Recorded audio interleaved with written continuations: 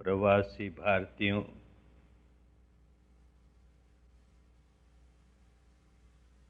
स्वयं अनेक वर्षों तक भारत के बाहर रहने के कारण प्रवासी भारतीयों की मनोवृत्ति को खूब समझता हूँ। कोई व्यक्ति अपना देश छोड़कर परदेश जाता है तो धन कमाने का लक्ष्य होता ही है, और उसमें कोई बुरी बात भी नहीं। लेकिन अपने अनुभव से भी जानता हूँ, अनेकों के अनुभव से भी जानता हूँ कि जब आदमी अपने जीवन का एकमात्र लक्ष्य धन संचय करना ही कर लेता है तो जैसे भटक गया।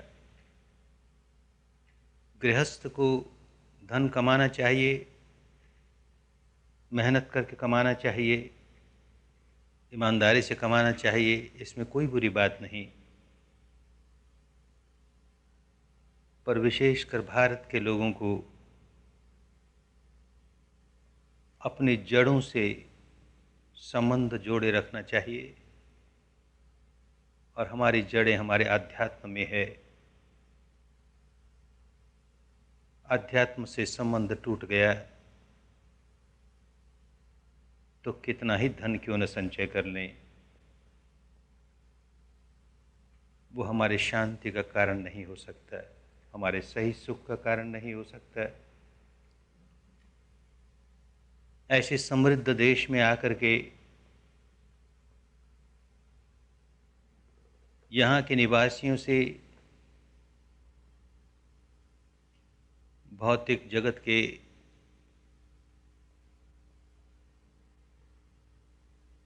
बहुत से आविष्कारों के बारे में, इनकी भौतिक उन्नति के बारे में बहुत कुछ जानकर इनसे लाभ लेना अच्छी बात है, लेकिन बदले में इन्हें हम कुछ दें भी। और हमारे पास तो देने के लिए इतना अनमोल रत्न, ऐसा आध्यात्म जो सही माने में शांति दे, जीवन को सुखी बनाए, मंगल से भर दे। लेकिन वो तभी दे पाएं जब स्वयं ऐसा जीवन जी कर देखें। तो प्रवासी भारतीयों के सिर पर दोहरी जिम्मेदारी, एक तो स्वयं भी सुख शांति का जीवन जिए, अपने अध्यात्म से संबंध जोड़े रखें, और दूसरे यहाँ के लोगों को भी बदले में कुछ दे सकें, अध्यात्म दे सकें। अध्यात्म के नाम पर पश्चिम के देशों में जो दुकानदारी चली, उसे भी धन कमाने का एक जरिया बनाया गया। वो दुर्भाग्य की बात हुई।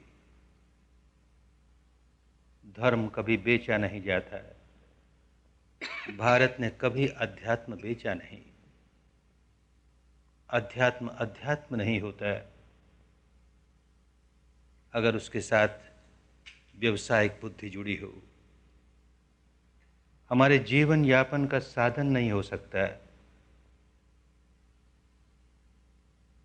ये तो हमारे चित्त की निर्मलता, जो हमारे भीतर औरों के प्रति मंगल भाव जगाए, कैसे दुखियारे लोग दुखों के बाहर आएं, कैसे भारत की एक कल्याणकारी विद्या लोगों का भला करे, अधिक से अधिक लोगों का भला करे।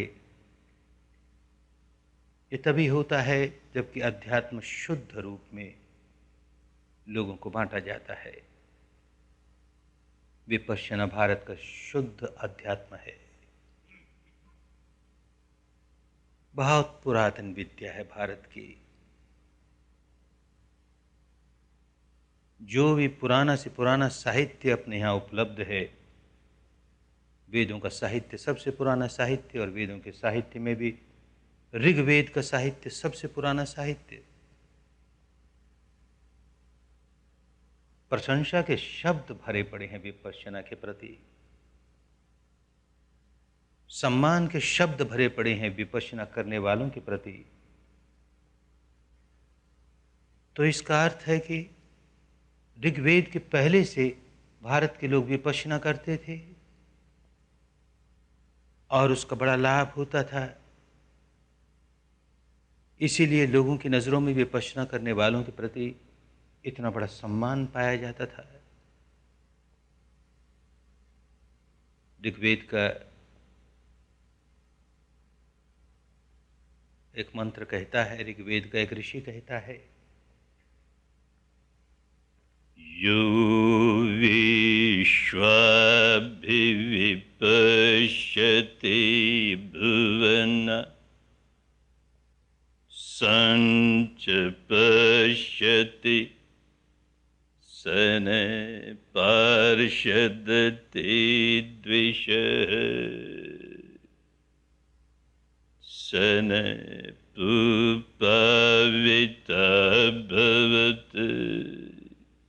यो विश्वाभिविपश्यति भुवन, विपश्यति जो विपश्यना करता है। और फिर थोड़े में ही समझा दिया कैसे करता है। विश्वाभि, विश्व के अभिमुख होकर के करता है, विश्व से पलायन करके नहीं। शब्द बदल जाते हैं, सदियां बीतती हैं, शब्दों के अर्थ बदल जाते हैं। आज तो विश्व शब्द का एक ही रूढ़ अर्थ विश्व संसार को कहते हैं, वो भी सही है, पर मूल अर्थ विश्व का क्या था? हजारों वर्ष पहले के भारत की भाषा में विश्व शब्द का अर्थ था जिसका विशदीकरण हो रहा है, जो प्रतिक्षण फैल रहा है, उसको विश्व कहा जाता था। तो विश्व के अभिमुख होकर के जो विपश्यना करता है, जो अपने भीतर प्रतिक्षण फैल रहा है, जरा सा विकार जाग जाए भीतर, फिर देखो किस प्रकार फैलता है। क्रोध जागा कि फैलता ही जाएगा, वासना जागी कि फैलती ही जाएगी, भय जागा कि फैलता ही जाएगा। जो विकार हमारे भीतर जागा फैलता है। ये जो विशदीकरण का प्रपंच हमारे भीतर चल रहा है, इसे जो विशेष रूप से देखता है, विपश्यति, विशेषेण पश्यति इति विपश्यना, विशेष रूप से देखता है तो विपश्यना करता है। विविधेन पश्यति इति विपश्यना, विविध प्रकार से देखता है, भिन्न प्रकार से देखता है। एकांत दृष्टि से देखेगा तो आंशिक सत्य सामने आएगा, अनेकांत दृष्टि से देखेगा तो संपूर्ण सत्य सामने आएगा। आंशिक सत्य हमेशा भ्रांति पैदा करेगा, संपूर्ण सत्य सामने आने लगेगा, भ्रांतियां दूर हो जाएगी।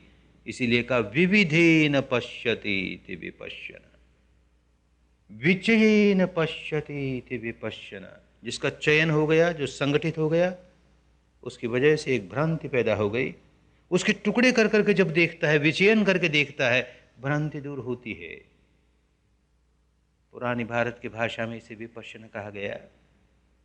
यो विश्वाभिविपश्यति भुवन, बहुत पुराना शब्द है ये भी।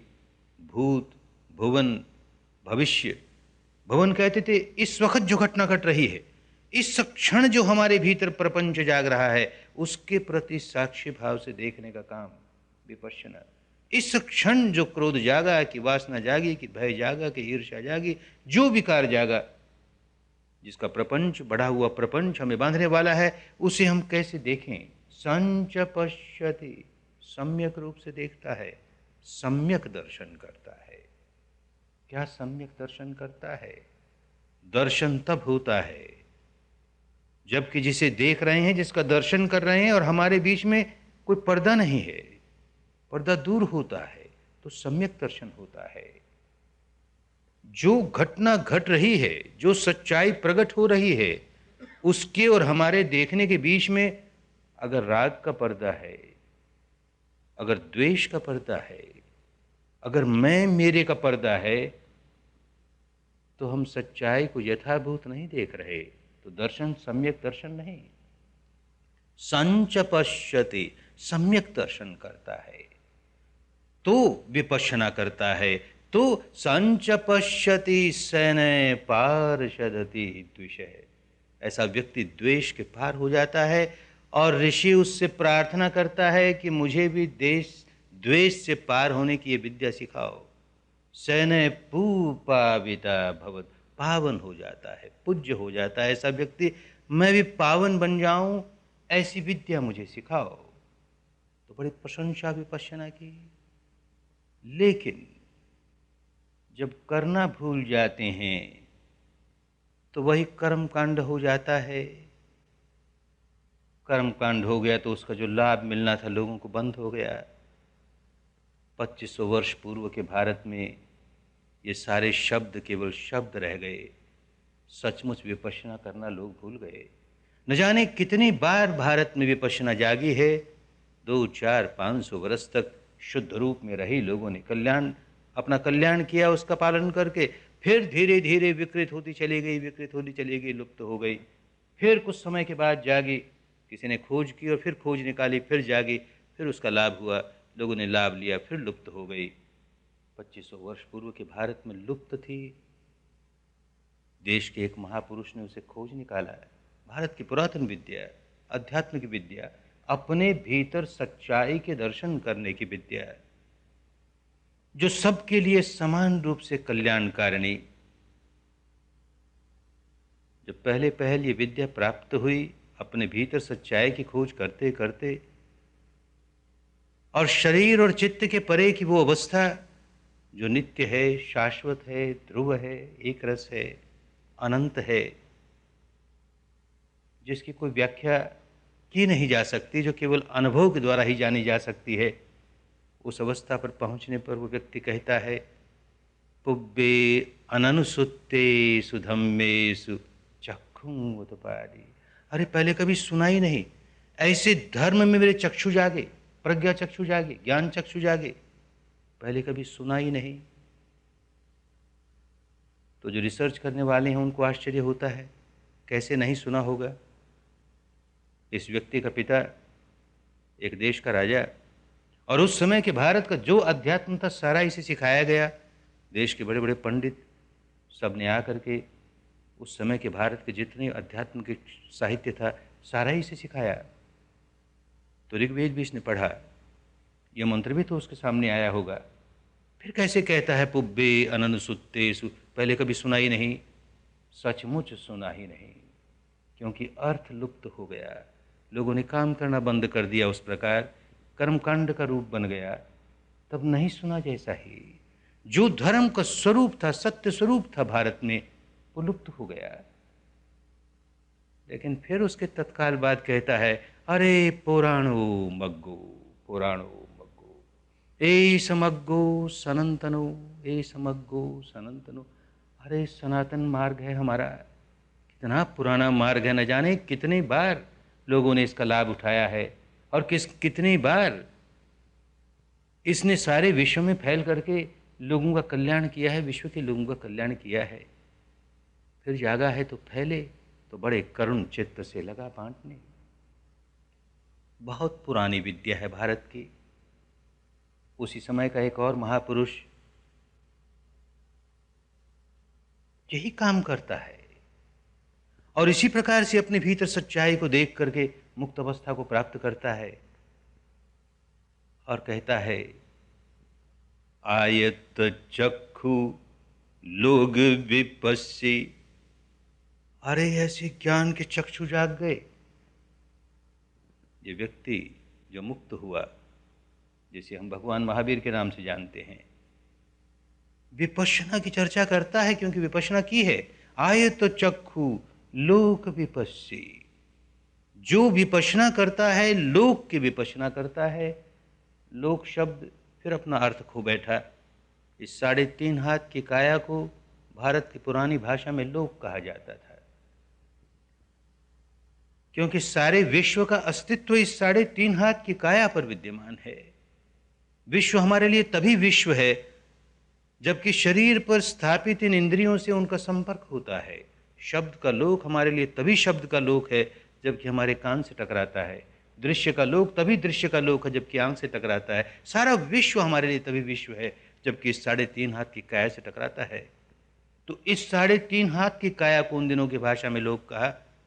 लुंजती इति लोकं, प्रतिक्षण जिसका जो नष्ट हो रहा है, प्रतिक्षण जो बनता है बिगड़ता है, बनता है बिगड़ता है। तो ये महापुरुष कहता है जो लोक विपश्ची है, इस 3.5 हाथ की काया में विपश्यना करता है। आयत चक्षु, चक्षु प्राप्त हो गए उसे, ज्ञान चक्षु प्राप्त हो गए, प्रज्ञा चक्षु प्राप्त हो गए। कैसे विपश्यना करता है, कैसे लोक की विपश्यना करता है, शरीर की विपश्यना करता है। लोकस्य उड्डंग भागं जानई, लोकस्य अधोभागं जानई, लोकस्य तिर्यंग भागं जानई।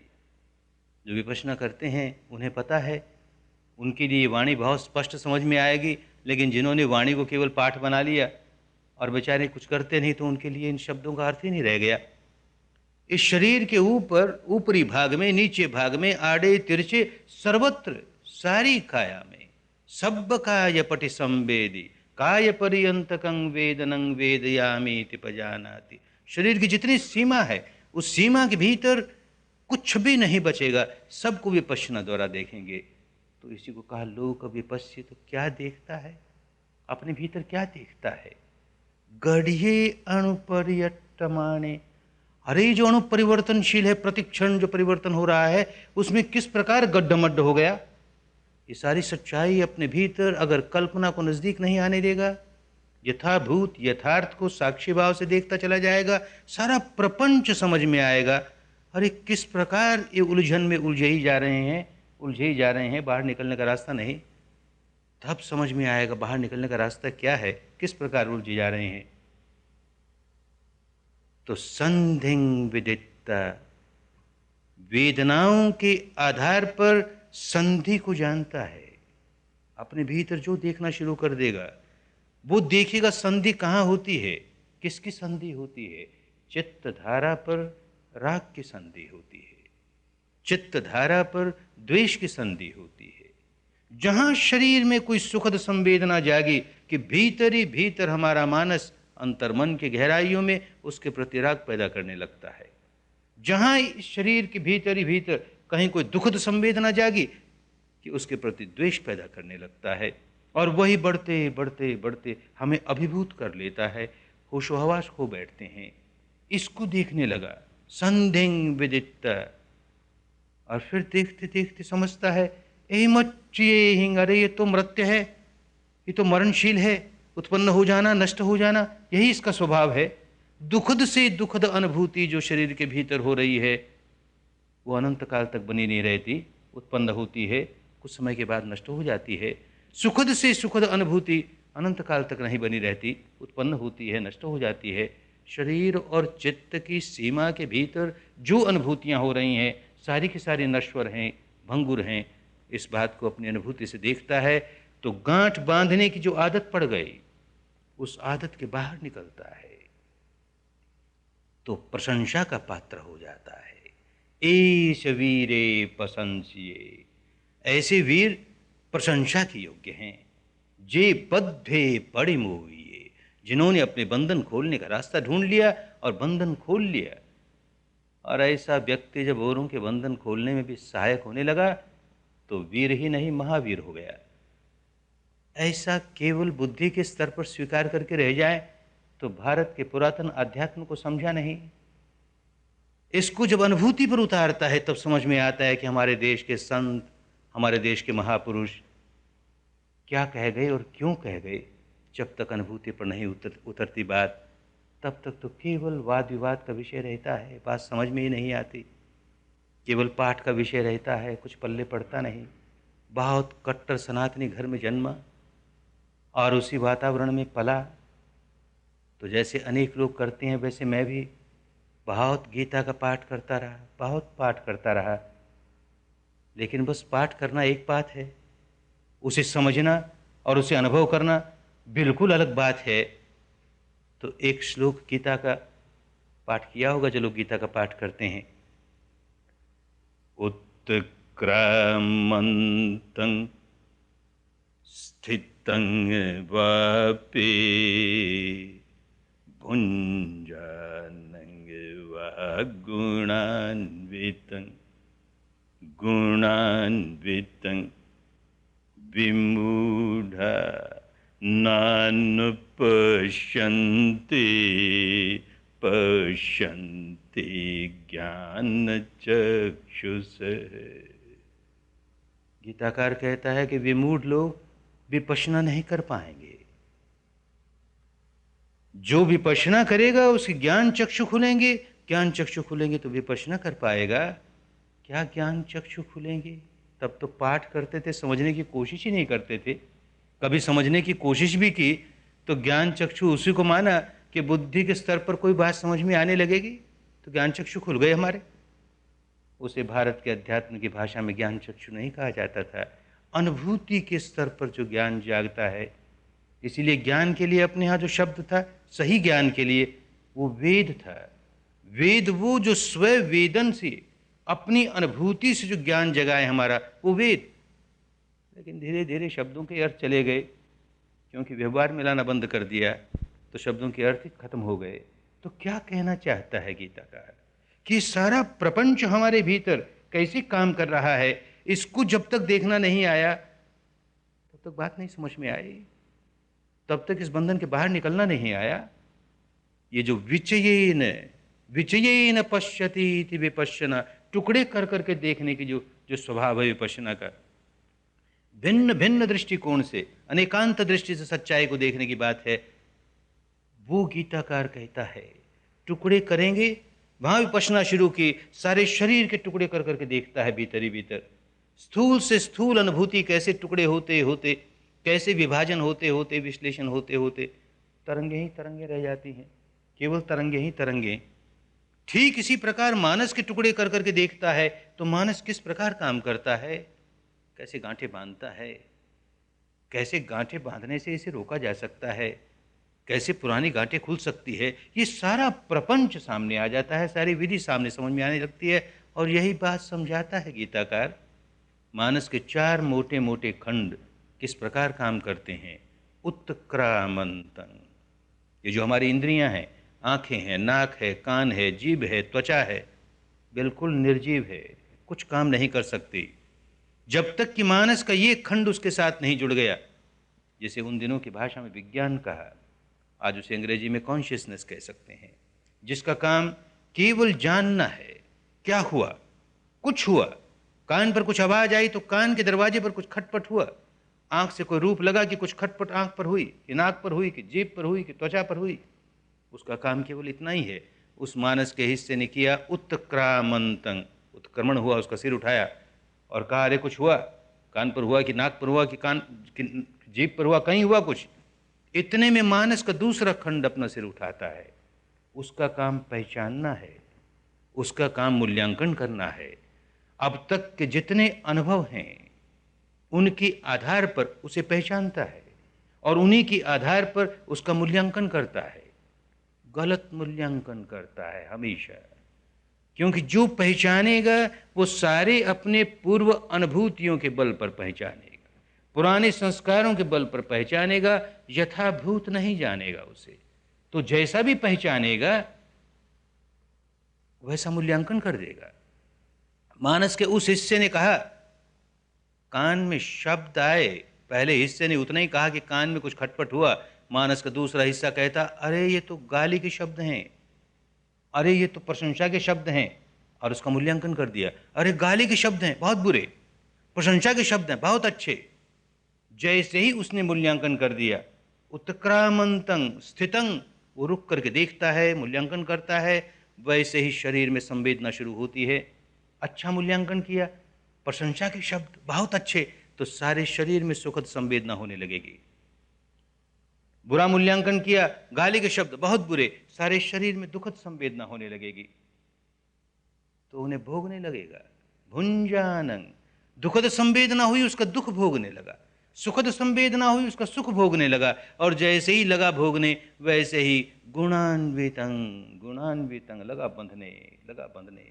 मानस में जितनी गांठें बांधते हैं वो इन राग की प्रतिक्रियाओं की वजह से बांधते हैं, द्वेष की प्रतिक्रियाओं की वजह से बांधते हैं। इस सारे प्रपंच को जो देख जाएगा उसके बाद समझ में आने लगेगी, अरे किसके प्रति राग कर रहा हूं?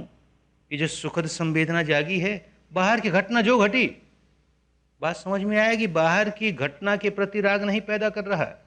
जब तक अंतर्मुखी होकर के भीतर की सच्चाई को नहीं देखता तब तक यूं समझता है कि मेरे भीतर जो राग जागता है वो बाहर के किसी आलम्बन के प्रति, बाहर की किसी घटना के प्रति। द्वेष जागता है वो बाहर के किसी आलम्बन के प्रति, बाहर की किसी घटना के प्रति। बाहर की घटना, बाहर का आलम्बन और मेरे भीतर जागा हुआ राग या द्वेष, इन दोनों के बीच में एक और कड़ी है। उस कड़ी को भूल गए, और वो कड़ी शरीर पर होने वाली संवेदना है। बाहर के आलम्बन ने मेरे भीतर सुखद संवेदना जगाई कि दुखद संवेदना जगाई। सुखद जगाई तो उसके बाद राग शुरू हुआ, दुखद जगाई तो उसके बाद द्वेष शुरू हुआ। इस कड़ी को जिसने पहचान लिया वो जागते ही, सुखद संवेदना जागते ही उसके स्वभाव को देखना शुरू करेगा। कितनी देर रहती देखें तो देखेगा उसमें उत्पाद व्यय हो रहा है, और होते होते समाप्त हो गई। दुखद संवेदना जागी तो उसे साक्षी भाव से देखता है, अरे इसमें उत्पाद व्यय हो रहा है, अरे समाप्त हुआ ना। तो अपने आप स्वभाव पलटने लगेगा। वो स्वभाव जो हम केवल मानस के ऊपरी स्तर पर पलटने का काम करते हैं, बुद्धि के स्तर पर अपने को स्थित प्रज्ञ बनाने का प्रयत्न करते हैं, बुद्धि के स्तर पर अपने को समता में स्थापित करने का प्रयत्न करते हैं, वो मानस की इन गहराइयों तक नहीं पहुंच पाता, क्योंकि भीतर का मानस इतना अंधा है। वो अंध प्रतिक्रिया करता है इन संवेदनाओं के प्रति। इन संवेदनाओं को जानते हुए अगर हमने प्रतिक्रिया करनी बंद कर दी तो मानस का वो हिस्सा जो अंधा है उसका स्वभाव पलटने लगा।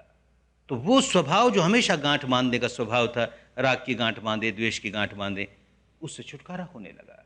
नई गांठ बांधेगा नहीं, और जितनी पुरानी गांठें हैं देखिएगा कि इस प्रकार साक्षी भाव से देखते देखते, दृष्टा भाव से देखते देखते भोक्ता भाव समाप्त, कर्ता भाव भी समाप्त। जो घटना घट रही है अपने आप घट रही है, और हम उसे केवल जान रहे हैं, केवल जाना जा रहा है, केवल जाना जा रहा है। स्वभाव पलटने लगा। जो कुछ हो रहा है, और भारत की बहुत पुरातन विद्या, जो कुछ हो रहा है यथाभूत, यथा कल्पित नहीं, यथाकृत नहीं, निर्माण नहीं करना। भारत के संतों ने, यद्यपि यह विद्या इस नाम से लुप्त हो गई, लेकिन भारत की संत परंपरा में विद्या कायम रही। अंतर्मुखी होकर के भारत का संत यही काम करता रहा।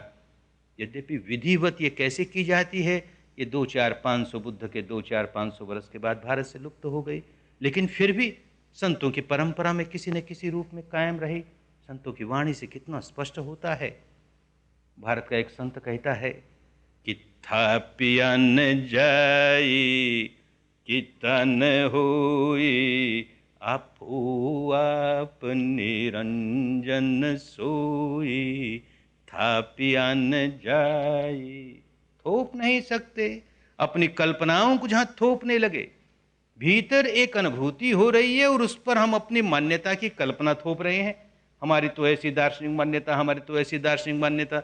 वो व्यक्ति सच्चाई का दर्शन नहीं करता, वो तो अपनी दार्शनिक मान्यता की कल्पना का दर्शन करता है।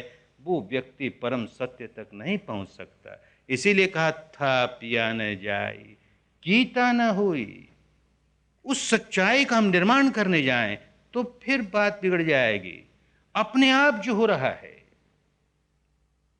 हमने किसी शब्द का प्रयोग करना शुरू कर दिया, हमने किसी कल्पना द्वारा किसी रूप का आधार ले लिया, तो थोपने लगे उस पर, हम किसी एक प्रकार की संवेदना का निर्माण करने लगे, तो बात बनी नहीं। आपो आप निरंजन सोई, जो अपने आप हो रहा है, अपने स्वभाव से क्या हो रहा है, और वो भी कोई रूप नहीं, कोई आकृति नहीं, निरंजन। शरीर पर होने वाली संवेदनाओं का कोई रूप नहीं होता, कोई आकृति नहीं होती, केवल अनुभूति होती है, इसलिए उसे निरंजन कहा गया।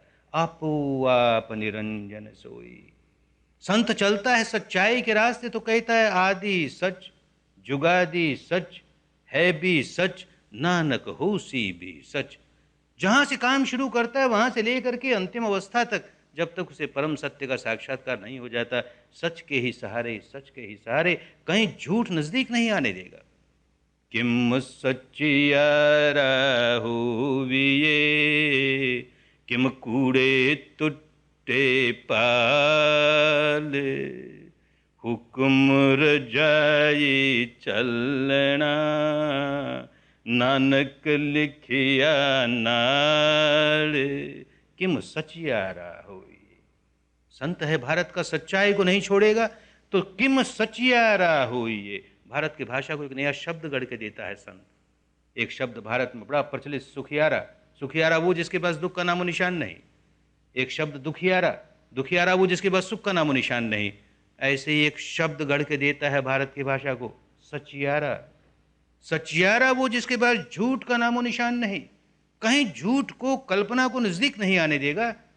सच्चाई वो जो हमारी अनुभूति पर उतरती है। जो सच्चाई किसी अन्य की अनुभूति पर उतरी, वो कितनी ही सच क्यों न हो, हमारे लिए सच नहीं हो सकती, क्योंकि हम केवल उसकी कल्पना करेंगे और कल्पना हमेशा भ्रामक होगी। जब हमारी अनुभूति पर उतर जाएगी तो हमारे लिए सत्य हो गई। तो किम सचियारा हो ये, किम कूड़े टूटे पाल, झूठ की पाल टूटती चली जाए। कोई झूठ, कोई कल्पना साधना के मार्ग में हमारा रास्ता रोके नहीं। हुकुम रजाई चलना, जो कुदरत का कानून है, कुदरत क्या चाहती है, या यूं कहीं परमात्मा क्या चाहता है, चाहे जिस नाम से पुकारें उसे, क्या चाहता है, उसके मुताबिक चलना है हमें। क्या चाहता है अपनी अनुभूति से मालूम होगा। हुकुम रजाई क्या है, कुदरत का कानून क्या है, पुस्तक में नहीं लिखा। पुस्तक में खोजने जाएंगे नहीं मिलेगा, प्रवचनों में नहीं है, प्रवचनों में सुनने जाएंगे नहीं मिलेगा। नानक लिखिया नाड़, हमारे साथ लिखा हुआ है, हमारे भीतर लिखा, माने अनुभूति से उसे जानना है। अनुभूति से साधक जानने लगता है कि देख, जैसे ही दुखद संवेदना जागी और मैंने द्वेष की प्रतिक्रिया की, वैसे ही मेरा दुख और बढ़ने लगा। छुटकारा नहीं हुआ। जैसे ही मैंने भीतर क्रोध जगाया, कि ईर्ष्या जगाई, किसी प्रकार का विकार भीतर जगाया, द्वेष जगाया, दौर्मनस्य जगाया, कितना व्याकुल हो गया, कितना व्याकुल हो गया। जैसे ही राग जगाया, वासना जगाई, भय जगाया, तो भी देख व्याकुल हो गया। कुदरत का कानून है। हिंदू जगाएगा तो व्याकुल हो जाएगा, मुसलमान जगाएगा तो व्याकुल हो जाएगा, बुद्ध जगाएगा तो व्याकुल हो जाएगा, जैन जगाएगा तो व्याकुल हो जाएगा। हुक्म रजाई है, कुदरत का कानून है। किसी का पक्षपात नहीं करता कुदरत का कानून। कुदरत का कानून कभी नहीं कहेगा क्योंकि ये व्यक्ति अपने आप को हिंदू कहता है इसलिए चाहे जितना क्रोध करे इसे तो शांति मिलेगी ही, ये अपने आप को बौद्ध कहता है इसलिए शांति मिलेगी, दुखियारा हो ही जाएगा। कुदरत का नियम है। ठीक इसी प्रकार अपने मानस पर जब मैत्री भाव जगाता है, करुणा जगाता है, सद्भावना जगाता है, तो ये कुदरत का कानून है। उसी समय भीतर इतना सुख, इतनी शांति महसूस करने लगेगा। ये हिंदुओं का कानून नहीं है, बौद्धों का कानून नहीं है, मुसलमानों का कानून नहीं है, या भारतीयों का या अमेरिकनों का कानून नहीं है। ये हुक्म रजाई, और सबके अपने साथ भीतर लिखी हुई अपनी अनुभूति से जानता है। साधक अपनी अनुभूति से जानता है ये आग है, इस पर हाथ रखने से हाथ जलेगा। मुझे हाथ के जलने को बचाना है तो आग पर हाथ नहीं रखूं। उपदेश हजार देते रहें, भारत जैसे देश में उपदेशों की क्या कमी, ढेर के ढेर उपदेश। राग मत करो, द्वेष मत करो, घृणा मत करो, सबसे प्यार करो, रोज सुनते हैं, कहाँ असर होता है। इस कान से सुनते हैं, उस कान से निकल जाता है, लाभ क्या हुआ। जिस दिन अनुभव होने लगेगा भीतर, क्यों राग मत करो, क्यों द्वेष मत करो, क्यों भीतर विकार मत जगाओ, और क्यों भीतर सद्भावना जगाओ, प्रेम जगाओ, अपनी अनुभूति से जिस दिन जानने लगेगा उस दिन उपदेशों की जरूरत नहीं होगी। स्वभाव पलटने लगा, क्योंकि वो अंतर मन का स्वभाव पलटने लगा। सारा का सारा उपदेश मानस के ऊपरी ऊपरी स्तर पर ही काम करके रह गया। वो मानस के उस हिस्से पर नहीं पहुंचा कि जो अंध प्रतिक्रिया करने वाला है, सदा अंध प्रतिक्रिया करता है। वो बुद्धि की कोई बात सुनने को तैयार नहीं। एक व्यक्ति बुद्धि के स्तर पर खूब समझता है कि मुझे अपने भीतर दुर्भावना नहीं जगानी चाहिए, दुर्भावना से मैं व्याकुल हो जाता हूँ, अपनी भी हानि करता हूँ, औरों की भी हानि करता हूँ, मुझे सद्भावना जगानी चाहिए, सद्भावना से मेरा भी भला होता है, औरों का भी भला होता है। खूब समझता है बुद्धि के स्तर पर, खूब समझता है, भक्ति भावावेश के स्तर पर भी हमारे देश के महापुरुषों ने ऐसा कहा है तो बहुत ठीक ही कहा है, लेकिन फिर भी कोई फर्क नहीं पड़ता ना। जब क्रोध नहीं करना चाहिए तो क्रोध कर ही जाता है, राग नहीं करना चाहिए राग कर ही जाता है, वासना नहीं जगानी चाहिए वासना जगा ही लेता है। क्यों नहीं असर पड़ता कि मानस का वो हिस्सा अंधा है, वो मानस के ऊपरी हिस्से की कोई बात सुनने को तैयार नहीं। जो लोग अंतर्मुखी होकर के सच्चाई को देखने का काम जिन्होंने किया, और भारत के किसी एक व्यक्ति ने किया ऐसा नहीं, ये भ्रांति मन में नहीं रखनी चाहिए कि विपश्यना केवल बौद्धों की है, भगवान बुद्ध ने ही इसे किया। अरे सभी संतों ने इसे किया, भारत का एक नहीं न जाने कितने संतों ने इसे किया। अभी जो इस सदी के जो बड़े संत हुए भारत के, बर्मा से आने पर कुछ लोगों ने बहुत आग्रह किया तो एक शिविर सेवाग्राम में लगा गांधी जी के आश्रम में। तो उनके जो पुराने पुराने बूढ़े बूढ़े साथी थे वो लोग शामिल हुए, 10-15 लोग शामिल हुए। 9वां दिन बीता कि उनमें से एक आकर कहता, अरे अब समझ में आया कि वो बूढ़ा क्या किया करता था, हमें तो पता ही नहीं, अब किया तो पता लगा कि वो क्या करता था। हमने पूछा क्या करता था भाई, तो कहता है लोगों को बैठा करके, हजारों की भीड़ उसके सामने बैठती थी और उनको वो रघुपति राघव राम राजा राम इस तरह के पाठ करवाता था, और खुद मंच पर बैठा रहे आंख बंद करके, जरा भी अपनी जबान नहीं हिलाए, आंख भी नहीं खोले। तो हम लोग कभी कभी पूछते थे कि भाई बाबा आप क्या करते हैं, लोगों से तो आप ये राम धुन करवाते हैं और आप एक शब्द नहीं बोलते। तो कहा भाई मैं अपने भीतर ईश्वर का दर्शन करता हूं। तो हम लोगों की और उत्सुकता जागी, कैसा ईश्वर है, कैसे ईश्वर के दर्शन करते हो। कहता है सारे शरीर में मुझे चेतना ही चेतना, तरंग ही तरंग महसूस होती है, और मेरे लिए तो सत्य ही ईश्वर है। बहुत दिनों तक इस चक्कर में रहा कि ईश्वर सत्य है, पर अब समझ में आने लगा पता नहीं ईश्वर सत्य है या नहीं, इसमें मतभेद हो सकता है, पर सत्य जरूर ईश्वर है। अब मैं सत्य का दर्शन करने लगा। अब 10 दिनों में जब उन लोगों को भी सारे शरीर में धारा प्रवाह की अनुभूति होने लगी, सारे शरीर की चेतना जाग उठी, तो बात समझ में आया कि व्यक्ति यही करता था। यद्यपि विपश्यना का नाम भी नहीं सुना उस व्यक्ति ने। अनेक जन्मों से भारत की परंपरा में अनेक जन्मों से जो व्यक्ति एक काम करता आएगा, अच्छा करे बुरा करे, अगले जन्म तक साथ चलता है। तो अनेक लोग ऐसे होते हैं, अनेक संत भारत में ऐसे हुए कि विधिवत किसी विपश्यना के शिविर में जाके विपश्यना सीखी हो, यह आवश्यक नहीं, लेकिन जन्म से विपश्यना किए जा रहे हैं, अपने भीतर सच्चाई को देखते हैं। अपने भीतर सच्चाई को देखते हैं तो बात समझ में आती है। बड़े बड़े भक्त भारत में हुए, नरसिंह जैसा कोई क्या भक्त होगा। ऐसा भक्त शिरोमणि कहता अपने जीवन के अंतिम काल में कि शरीर सोधे बिना सार नहीं सांपड़े, शरीर सोधे बिना सार नहीं सांपड़े। बहुत की भक्ति वक्ति, बहुत कुछ किया, भजन कीर्तन, लेकिन सार नहीं प्राप्त हुआ। सार तभी प्राप्त हुआ जब 3.5 हाथ की काया में शोध करनी शुरू की, अनुसंधान करना शुरू किया, रिसर्च करना शुरू किया, तब बात समझ में आने लगी, अरे सच्चाई क्या है, कैसी है। भारत के संतों ने अपनी 3.5 हाथ की काया में सच्चाई का अनुसंधान करना सिखाया। एक और संत कहता है कि 3 हाथ एक अड़धाई, ऐसा अंबर चिन्हो मेरे भाई, ऐसा अंबर खोजो मेरे भाई। 3 हाथ और एक अड़धाई, 3 पूरे हाथ और एक आधा हाथ, इस 3.5 हाथ की काया के भीतर जो अंबर है, जो आकाश है, उसमें खोज करो। मानो आज के पश्चिम के वैज्ञानिक को चुनौती देता है भारत का संत, अरे भारत बाहर के अंतरिक्ष में क्या खोज करने निकले हो, भीतर के अंतरिक्ष में खोज करो तो पता लगेगा सच्चाई क्या है। सचमुच 3.5 हाथ की काया में जिस व्यक्ति ने सत्य का शोध करना शुरू कर दिया, वो परम सत्य तक पहुंच ही गया। बाहर बाहर हजार भटकता फिरे, परम सत्य तक नहीं पहुंच सकता। और 3.5 हाथ की काया के भीतर ही कल्पनाओं में भी ही उलझा रहा, वही करता रहा जो कि नहीं करना चाहिए था, पिया न जाई कीता न हुई, और वही करता रहा। एक मिथ्या सत्य का निर्माण करता रहा, कल्पनाओं का निर्माण करता रहा, उसे सच्चाई पर थोपता रहा, न ही परम सत्य तक पहुंचेगा। जो जो अनुभव हो रहा है, कितना ही स्थूल क्यों न हो, कितना ही संगठित क्यों न हो, यथाभूत उसे देखे जा रहा है, उस पर अपनी ओर से कुछ नहीं जोड़ता, तो अपने आप ऐसे एक का नहीं हजारों का अनुभव है, अपने आप उसके टुकड़े होने लगते हैं। कितना ही घनीभूत सत्य क्यों न हो, टुकड़े होते होते होते सारी सघनता दूर हो जाती है। इतना ठोस लगने वाला शरीर केवल तरंगे ही तरंगे, केवल तरंगे ही तरंगे, और उसको साक्षी भाव से देखी जा रहा है, देखी जा रहा है, तो देखता है भीतर दबे हुए विकार किस प्रकार फूट फूट के ऊपर आते हैं।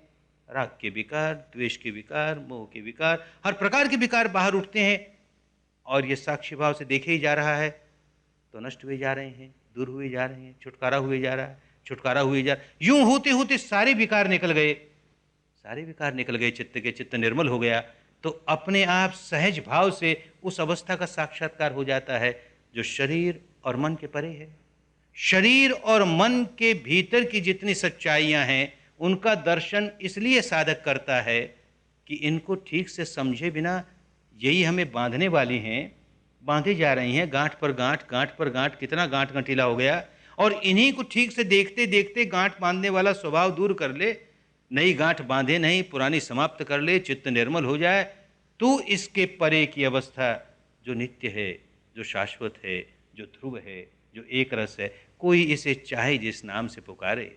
बावले लोगों ने, ऐसे बावले दार्शनिकों ने, जिन्होंने अनुभव तो कुछ किया नहीं, लेकिन झगड़े दुनिया भर के रखे।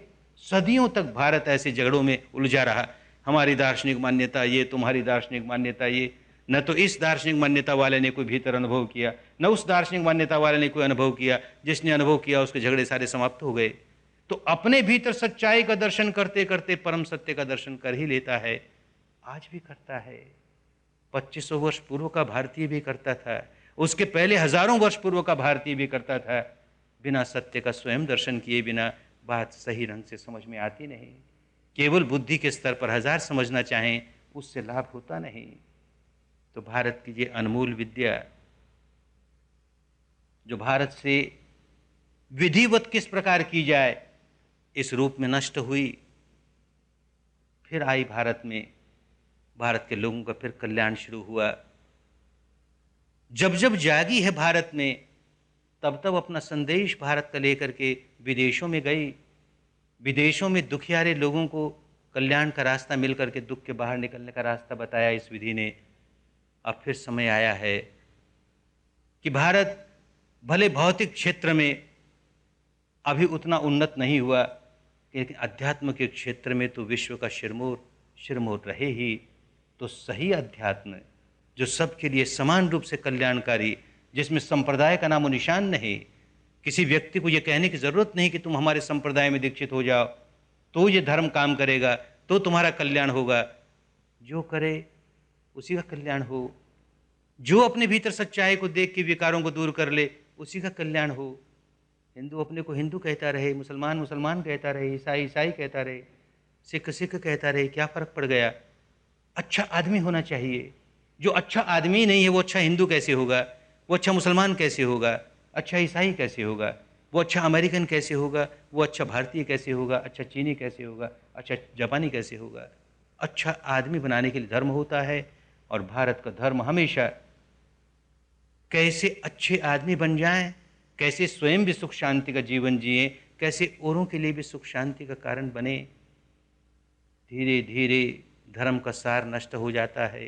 हर महापुरुष, भारत का हर महापुरुष धर्म संस्थापनार्थाय, धर्म की स्थापना करने के लिए लोक कल्याण करता है, संप्रदाय की स्थापना करने के लिए नहीं। बावले लोग, समय बीत जाता है, धर्म का सार समाप्त हो जाता है, संप्रदाय ही संप्रदाय को महत्व देने लगते हैं। देश का दुर्भाग्य होता है, ऐसा बार बार देश का दुर्भाग्य हुआ है। आज भी देश का दुर्भाग्य है कि धर्म और संप्रदाय पर्यायवाची शब्द हो गए। भारत जब आया ब्रह्मदेश से, मैं भी तो ऐसी परंपरा में जन्मा, बात समझ में आई नहीं धर्म क्या होता है। जब समझ में आई तो भारत देश में आया और लोगों से कहता हूँ धर्म की कोई बात, तो पहला प्रश्न लोग करते हैं, कौन सा धर्म? बौद्ध धर्म, हिंदू धर्म कि जैन धर्म? अरे भाई, धर्म बौद्ध होता ही नहीं, धर्म हिंदू होता ही नहीं, धर्म ईसाई होता ही नहीं। धर्म तो धर्म है, धारेति इति धम्म, अत्तनो स्वभाव धारेति इति धम्म। जो अपना स्वभाव धारण करता है उसको धर्म कहते हैं। वो हिंदू कैसे होगा, मुसलमान कैसे होगा? भारत की पुरानी भाषा में धर्म किसको कहते थे, आज वो बात ही भूल गए। आज तो धर्म के मतलब ही संप्रदाय हो गया। जहां धर्म को वहां झट मन में आएगा कोई ना कोई संप्रदाय की बात है। आग का स्वभाव है जलना और जलाना, इसलिए भारत की पुरानी भाषा में कहते थे आग का धर्म है जलना और जलाना। बर्फ का स्वभाव है शीतल होना और शीतल करना, तो कहते थे बर्फ का धर्म है शीतल होना और शीतल करना। अरे धर्म है, विकार जागेंगे व्याकुल हो जाएंगे, ये धर्म है। विकार निकल जाएंगे सुख शांति से भर जाएंगे, ये धर्म है। ये कुदरत का नियम है। कुदरत के नियम को, विश्व के विधान को, रीत को, कानून को उन दिनों की भाषा में धर्म कहते थे। अब क्योंकि धर्म का सार छूट गया, हर व्यक्ति कर्म कांडों को धर्म मानता है, किसी एक संप्रदाय को धर्म मानता है, किसी एक दार्शनिक मान्यता को धर्म मानता है, किसी एक रूढ़ परंपरा को धर्म मानता है। धारण करे नहीं और अपने आप को बड़ा धर्मवान बाने तो धोखा ही धोखा, अपने आप को भी धोखे में रखता है और औरों का भी कल्याण नहीं कर सकता। तो भारत की ये अनमोल संपदा, शुद्ध धर्म की संपदा, किसी संप्रदाय के साथ नहीं जुड़ जाए। भारत की अनमोल संपदा जो भारत के लोगों का कल्याण नहीं करती बल्कि भारत के बाहर अनेक लोगों का समय समय पर कल्याण करती है, फिर जागी है। तो जो प्रवासी भारतीय भारत के बाहर रहते हैं, इसका शुद्ध रस, अमृत रस स्वयं चख करके देखें और चख करके फिर औरों को इस बात के लिए प्रोत्साहित करें कि भारत के इस अमृत को चखो। भौतिक संपदा का विरोधी नहीं भारत। भारत नहीं कहता कि गृहस्थ होकर के कंगाल बने रहो। भौतिक संपदा होनी चाहिए, लेकिन भौतिक संपदा के साथ सही माने में सुख शांति होनी चाहिए और वो अध्यात्म से होगी। तो स्वयं पहले ऐसे अध्यात्म द्वारा अपने भीतर सुख शांति का रसास्वादन करें और फिर लोगों को, औरों को प्रोत्साहित करें। यहाँ के निवासियों को प्रोत्साहित करें। बेचारे कितने दुखियारे, हजार संपदा प्राप्त होने पर भी कितने दुखियारे। इनके प्रति करुणा का भाव रखते हुए इनको भारत का अध्यात्म मिले और ये अपने दुखों के बाहर आएं। भारत सही माने में लोगों को रत्न बांट सके, पर पहले स्वयं चखेंगे तो ही औरों को ऐसा प्रोत्साहन दे सकेंगे कि भारत के पास ऐसी बड़ी अनमोल विद्या है, तुम भी धारण करके देखो। भारत की ये अनमोल संपदा भारत के लोगों को मुबारक हो। और केवल भारत ही नहीं, भारत के बाहर जितने भी लोग दुखियारे हैं सबको मुबारक हो। सब अपने अपने दुखों के बाहर निकलें, सुख शांति का जीवन जिएं, सही माने में सुख शांति का जीवन जिएं, सारे दुखों से मुक्त हो जाएं। सारे संसार के लोग सही माने में सुख शांति का जीवन जिएं। सबका मंगल हो, सबका कल्याण हो, सबकी स्वस्थ मुक्ति हो, सबकी स्वस्थ मुक्ति।